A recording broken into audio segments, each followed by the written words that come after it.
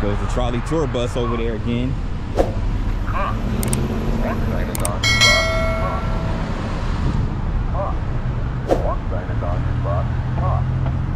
Public service building. This building right here in front of me was built in 1929.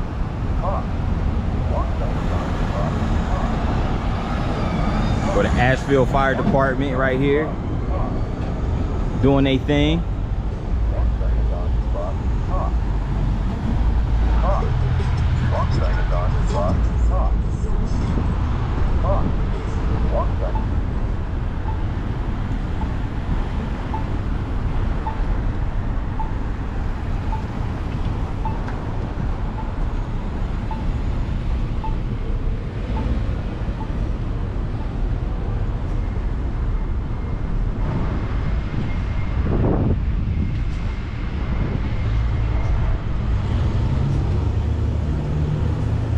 Jack of the Wood.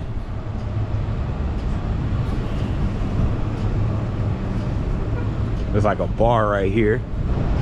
Jack of the Wood. That's also a pub, and they have live shows, live music performances. Okay, okay. It's like a pretty cool, chill little vibe. You see, yeah, live music. I was right. Yeah, it's always good when you can go grab a cold one and eat some grub and listen to some live music, see live bands play. That's always a cool experience.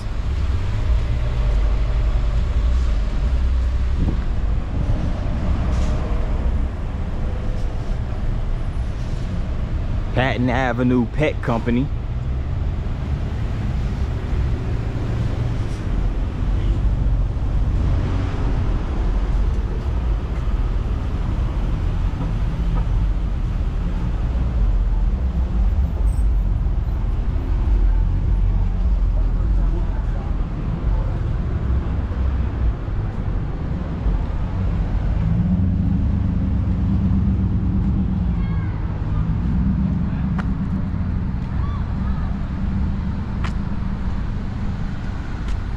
Yo, check this out. They got a beanbag toss over here.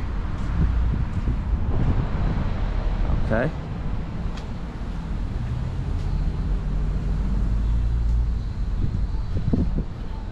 Looks like I'm over here now by the government buildings of Asheville, Buncombe County.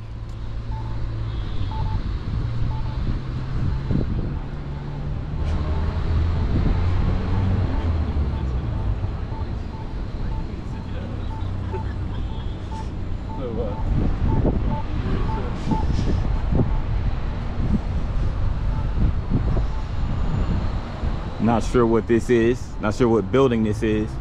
It's a nice sculpture right there though.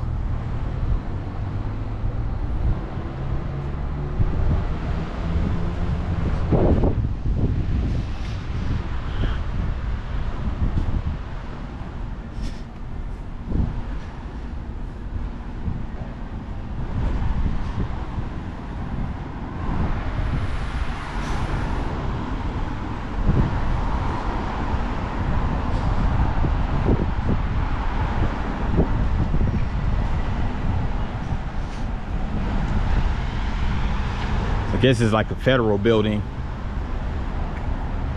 It says the Veach Bailey Federal Complex.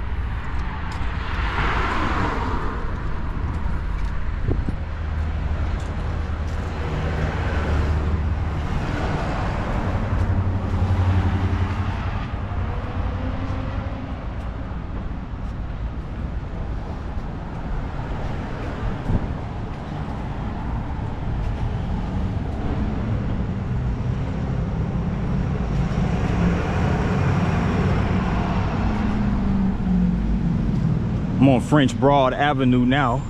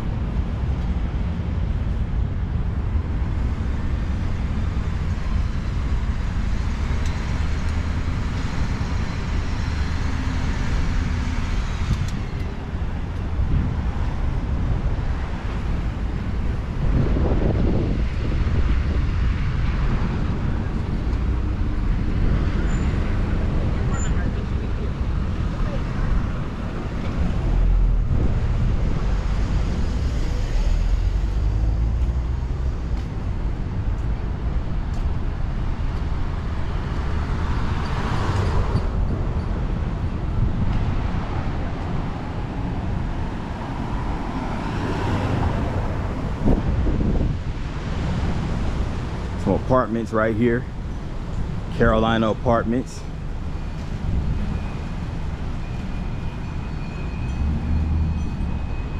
It's an older building, but it's still in a nice, looks like a pretty cool part of the town, you know.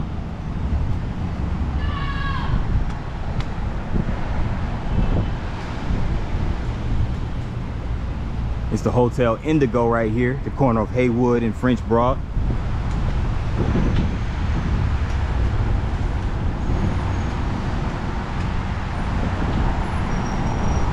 So I'm gonna take a break now, but I'm gonna come right back momentarily.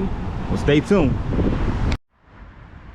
I'm at the Asheville Area Chamber of Commerce and Visitor Center in front of this building, Lenore Rhine University, and this is located in the Montford Area Historic District. And just to get a little history of Montford, Montford, with a population of 50, was incorporated in 1893. James Edward Rumbold, its only mayor, served until 1905 when the village was annexed by the city of Asheville. The Rumbold House proudly stands on Zillicourt Street. The Asheville Loan Construction and Improvement Company, chartered in 1889, was formed to develop Montford. The enterprise languished until it was taken over by lumber tycoon George Willis Pack in 1895. The Montford Historic District covers 300 acres and includes more than 600 structures representing a rich diversity of architectural styles, from Queen Anne to colonial revival arts and crafts to neoclassical. Most were constructed between 1890 and 1925. The Montford neighborhood represents one of the richest varieties of architectural styles in North Carolina. The adjacent area, known as Montford Hills, was dubbed a suburb of Montford and built primarily in the 1920s. So it's just a collage of pictures of people like Zelda Fitzgerald, Thomas Wolfe, and you know, Montford also being home to an African-American population. One area of Montford was known as Stumptown, which existed from 1880s to about 1970. And there's a Riverside Cemetery here in Montford, and there's also a Rankin House, which is Montford's oldest home, built by prominent merchant William Rankin around 1846. His son, J.E. Rankin, later served as mayor and chairman of Buncombe County Commissioners. So it's a lot of history right here in the Montford neighborhood. So it used to be its own independent village until it was annexed by Asheville in the early 1900s. So I think we're kind of like close to the Stumptown area where the African Americans lived in during that time in the late 1800s.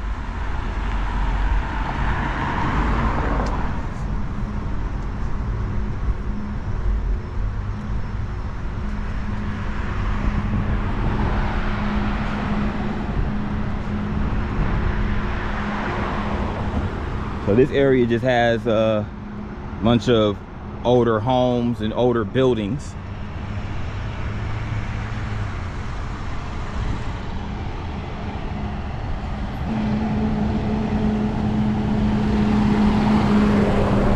So this has more of a suburban feel to it, even though it's still in the city of Asheville.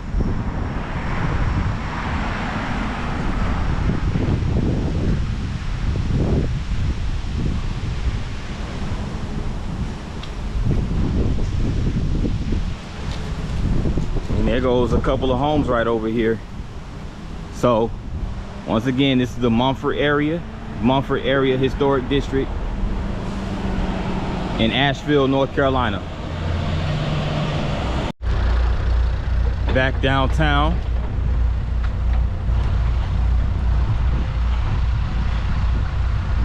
There's construction going on over here.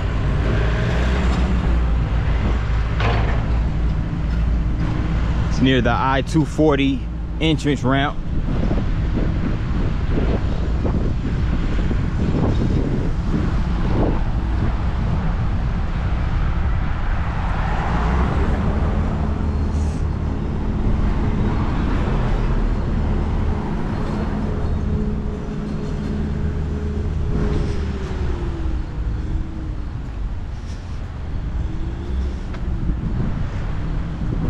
So Catholic church right over here, it looks like.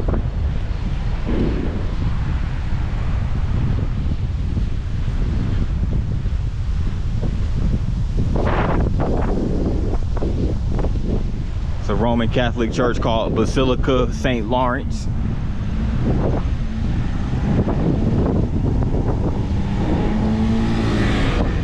So I'm on Haywood Street now.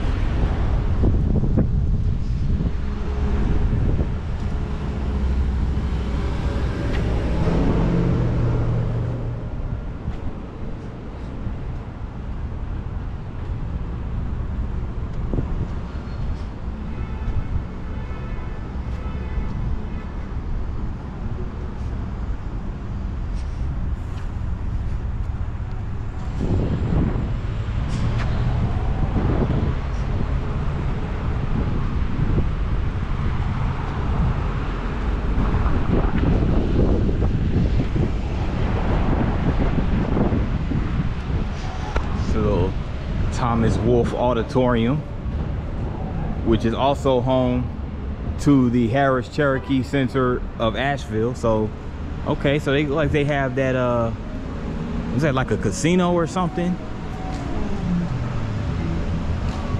Look at these sculptures right here.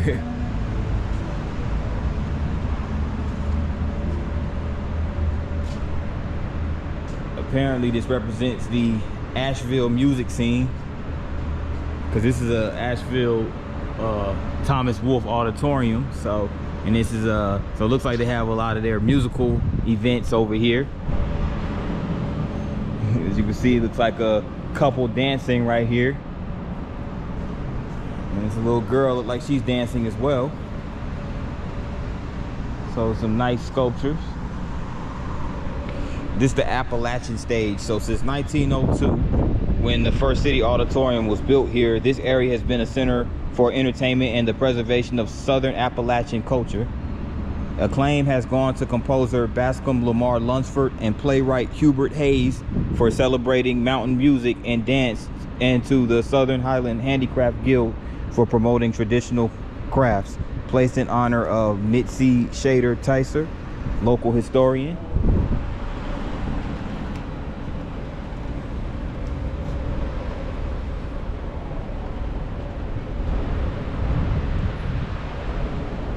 Still nice views of the city right here.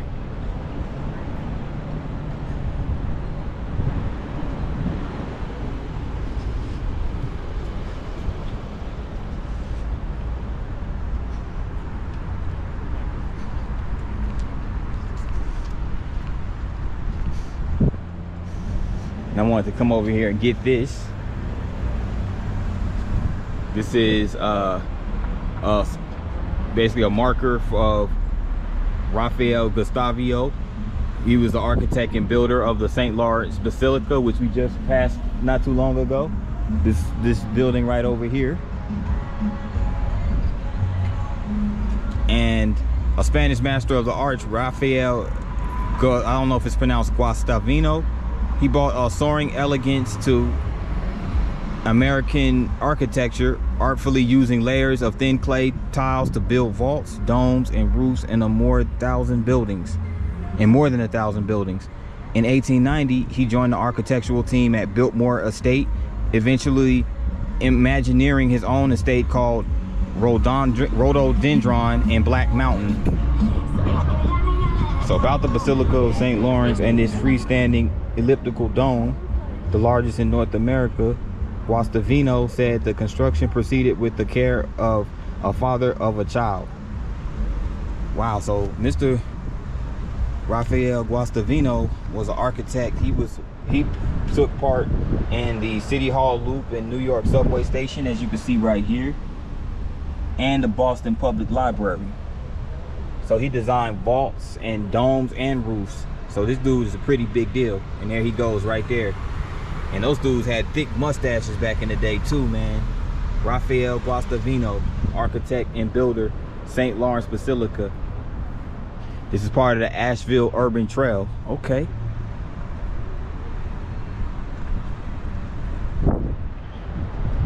Really cool.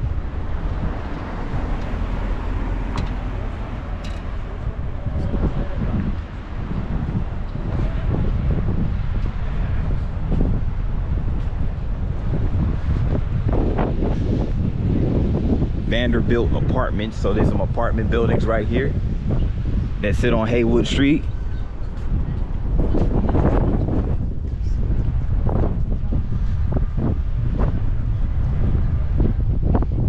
It sits adjacent to the Pack Library, as you can see that building right over here.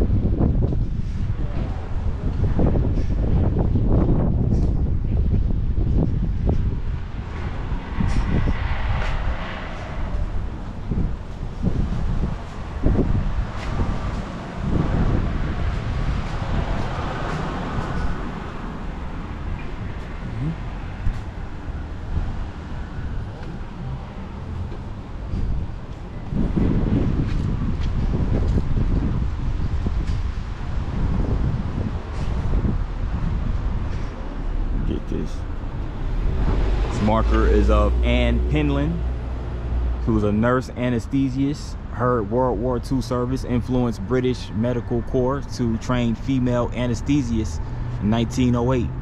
Home was here, so her home was situated right over here where the Pack Library now sits.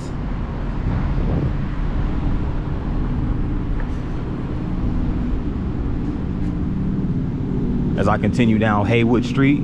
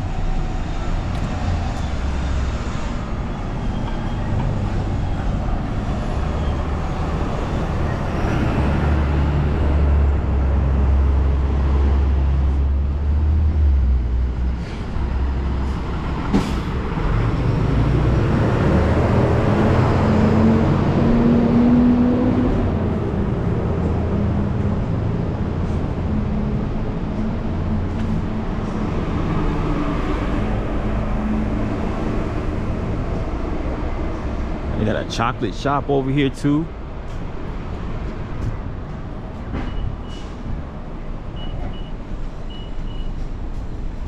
Earth Guild Color Works.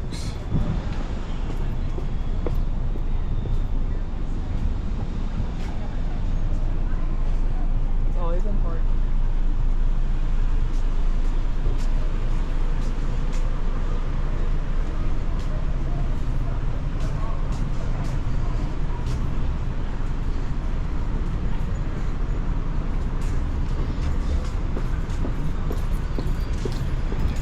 There's a marker for Jimmy Rogers, who was a singer, singing brakesman, lived in Asheville 1927, began his country music career with radio broadcasts on WWNC, then 50 Yards West. So the site where he did his radio broadcasts weren't too far from this site where I'm at right now. And this is another one of those F.W. Woolworth companies department stores. which were real famous during the civil rights movement, where a lot of protests and sit-ins took place.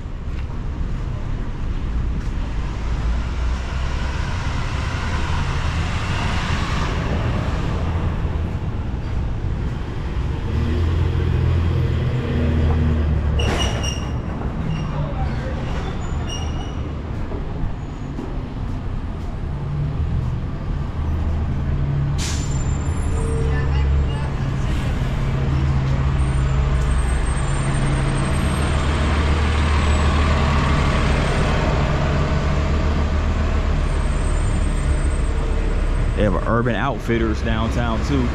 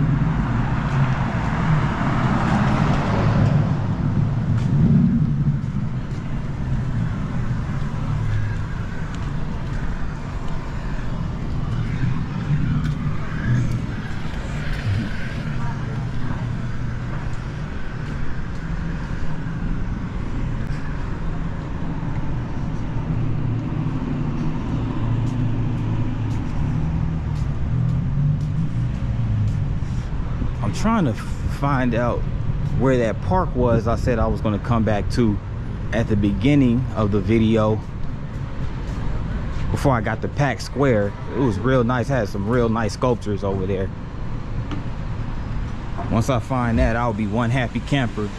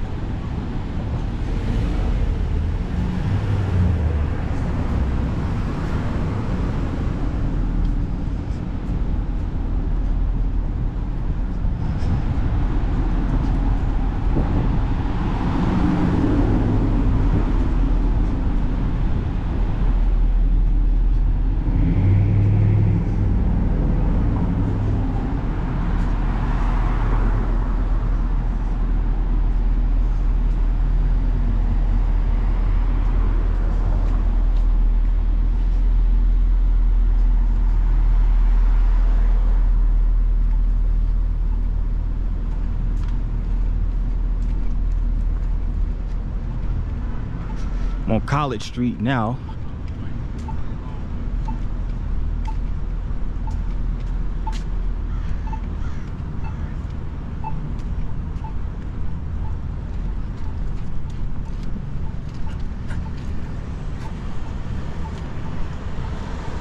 Goes another one of those MC Shane Bell Foundry bells from Baltimore, Maryland, which sits at the corner of College and Market Street.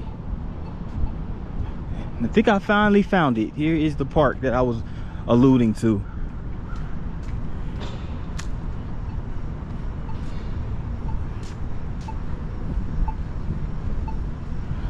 Before I go over there though, let me go and check out this marker. It's basically called Pack Square Park. So it's Pack Square Park in Pavilion.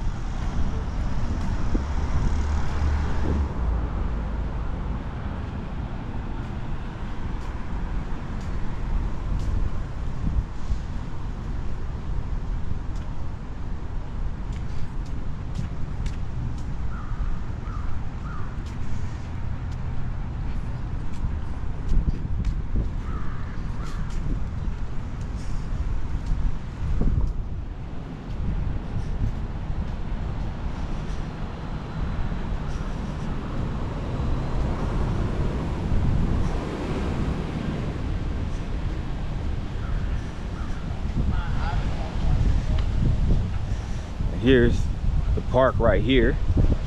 It's really nice, as you can see.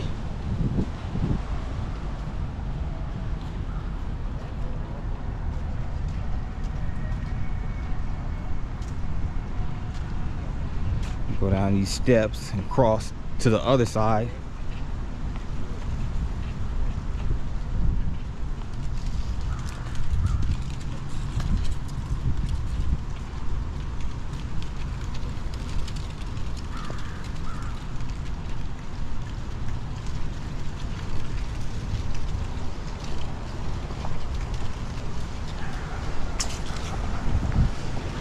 This is called the Roger McGuire Green at Pack Square Park. So like they have an amphitheater over there, like a little public performance sound stage or whatever you want to call it.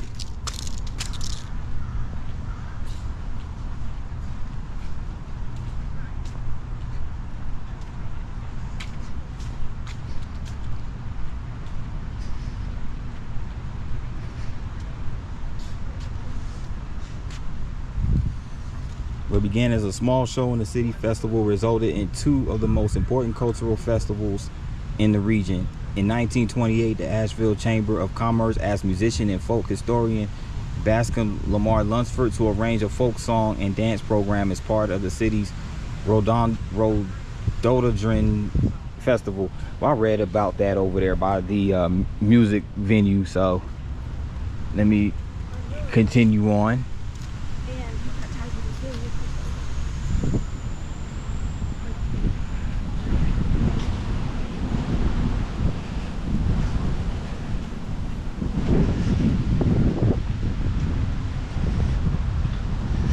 Here's the Western North Carolina Veterans Memorial. So in a nutshell, it's just a memorial commemorating all of the soldiers of different branches of the military from Western North Carolina who served and lost their lives in those wars and everything. So that's what that is. And this is the Buncombe County Courthouse right here.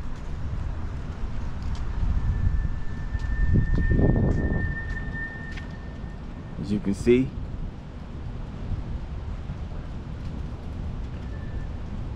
it looks to be about 16 stories tall.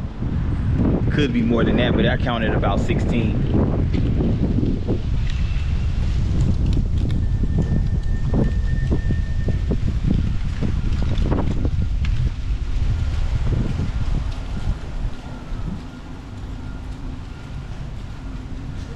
This is the Bascom Lamar Lunsford stage. So yes, this is a sound stage. So basically you can come over here This is where the performances are, which I'm assuming this is probably where they had that festival, what I was alluding to earlier, where they had Juvenile and Sublime and all of them. I think they performed over in this area right here. You can see, you can probably set up chairs in the little folding chairs out here in the grass, and you can also sit over here. There's plenty of seating room for people that want to spectate. But this is Asheville downtown in a nutshell. So I'm gonna move on to the next phase of this video. I got everything I needed for downtown Asheville, so stay tuned for more footage. This here is Reuben Carter, aka the Hurricane, who was a middleweight boxer in both America and Canada, and he was basically falsely convicted in 1967, and he was wrongfully convicted for a homicide that took place in 1966. He served a long period of time in the Rahway State Prison in his home state of New Jersey, but then he ultimately got out in 1985 and moved to Canada and became an advocate for criminal justice reform. He also wrote an autobiography in 1974. It was titled The 16th Round. So this is Reuben Hurricane Carter.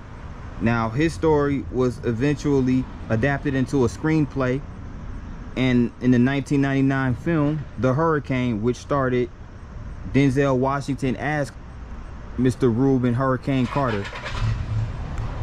So I did some research to see if Reuben Hurricane Carter had any ties to Asheville, North Carolina, and I didn't see any ties that he has to Asheville.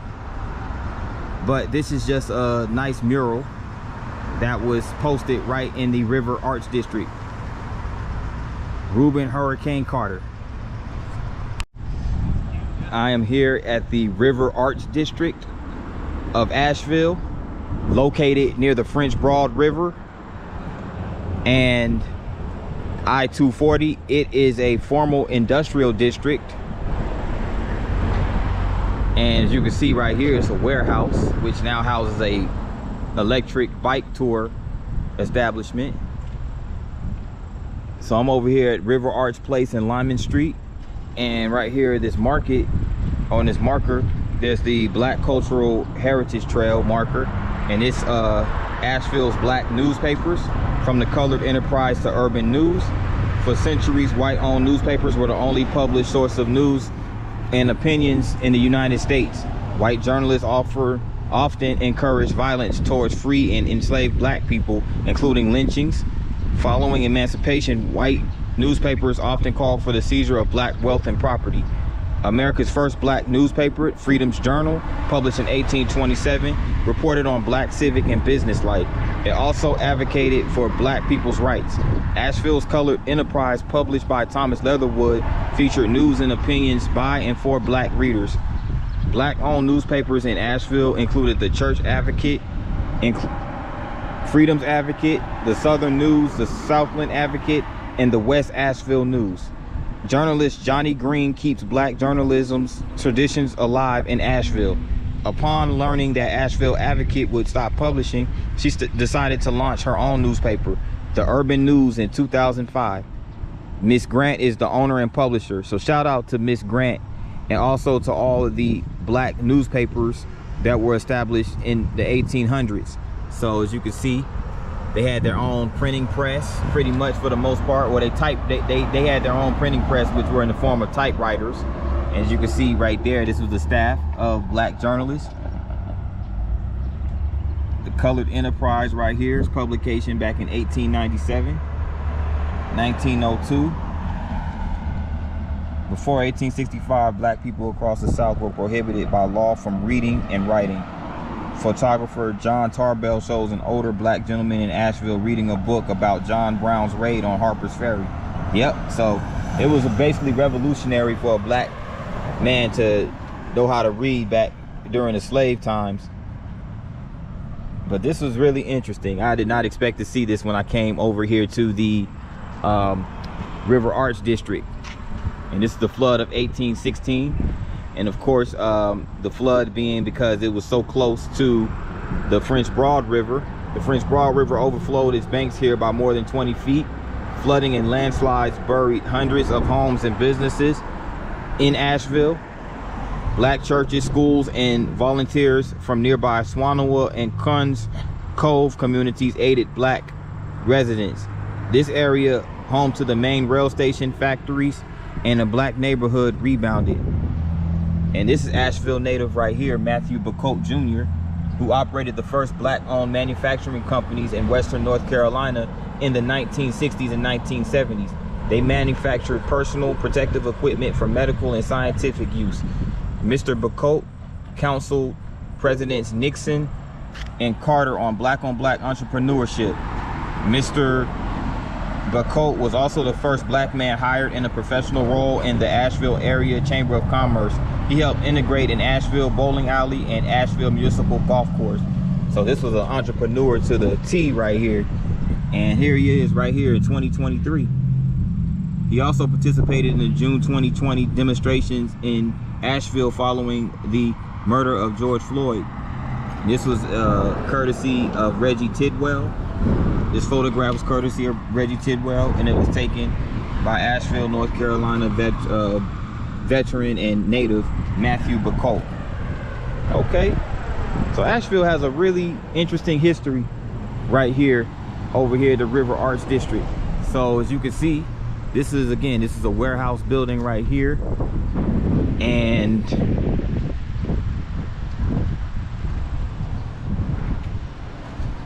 check this out right here, this little chair. It's pretty cool.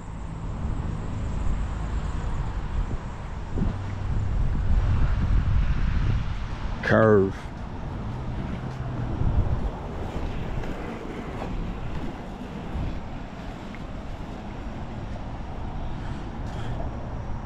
So there's a series of like art studios and shops over here as well.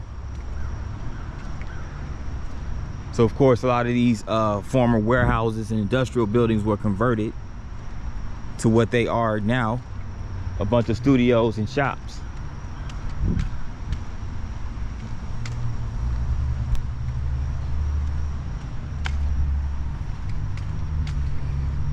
So it's actually a pretty cool place to ride bikes and as this brother right here, roller skate.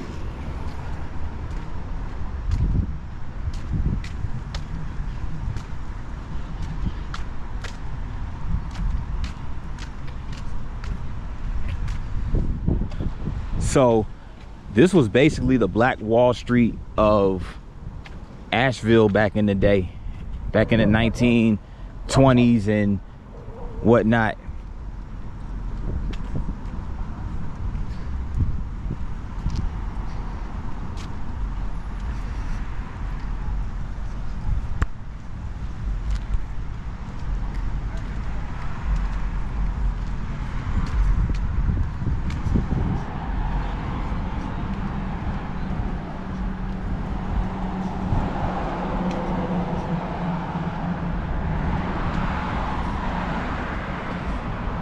They also have some more buildings over there.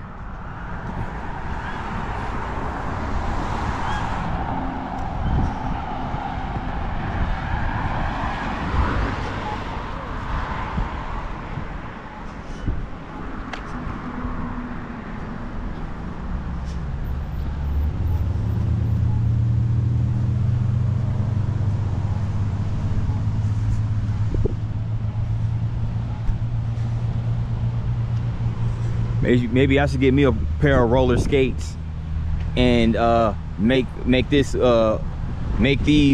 vlogs from here on out P9 skating vlogs. I'm contemplating it, I'm not gonna lie. As you can see right here, this sign right here, River Arts District, Asheville, North Carolina. So it looks like a like a sculpture that has like a little cogwheel as its logo, so that's pretty cool.